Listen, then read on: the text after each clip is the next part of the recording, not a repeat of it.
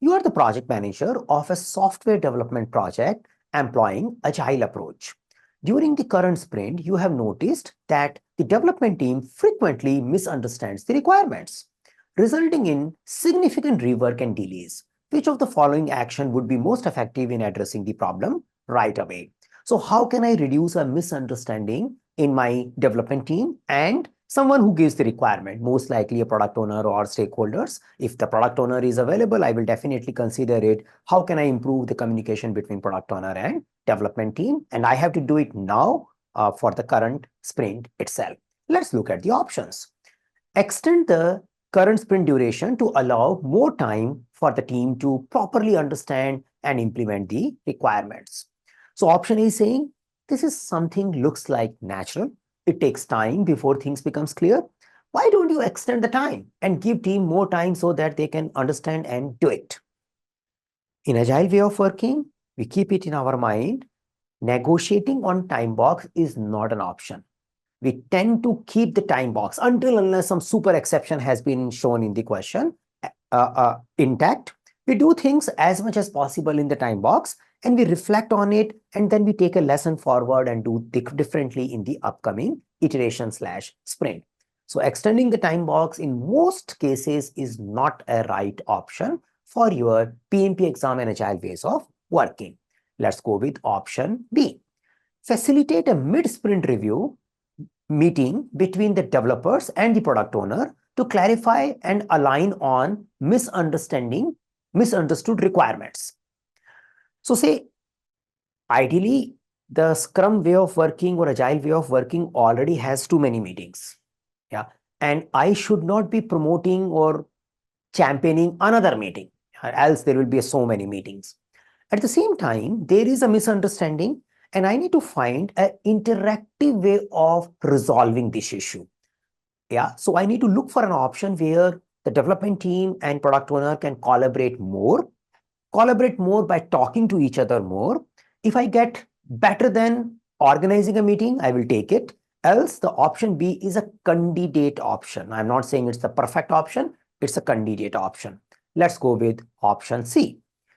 Option C, serve as an intermediary in discussing between developers and the product owner during the sprint to ensure clarity and understanding of the requirement. Some of you may be doing like this, you may tend to do like this, but I keep reminding in my previous questions as well, as a project manager, I don't want to be a bottleneck. I don't want to be an information communicator. I want to promote as much as possible. The team members and the product owner should talk and resolve their problem. So option C is not great. So out of A, B, C, B is still good. Yeah, still good, not perfect, but yeah, C is not good. Let's go for option D. Quickly draft a preliminary definition of ready checklist for the remaining items in the sprint to prevent further misunderstanding.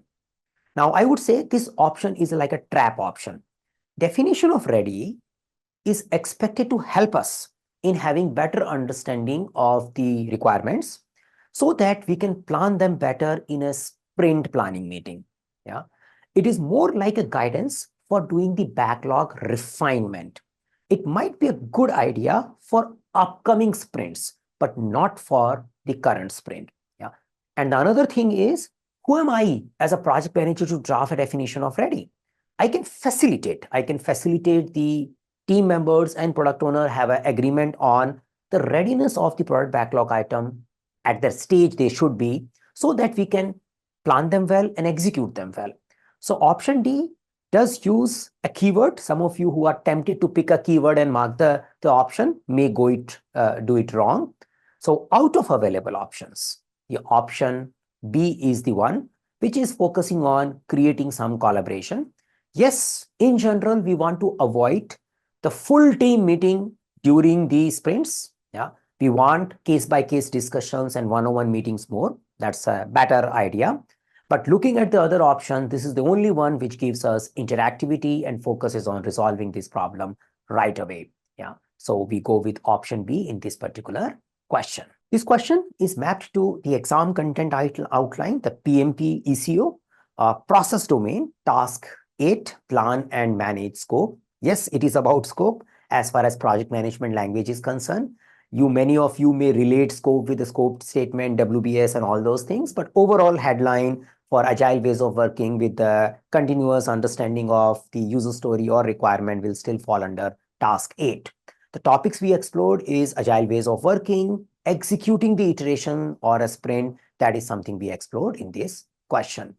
If you enjoy watching our PMP style question, you probably want to subscribe and switch on the notification so that you keep getting the new feed of our upcoming PMP style questions.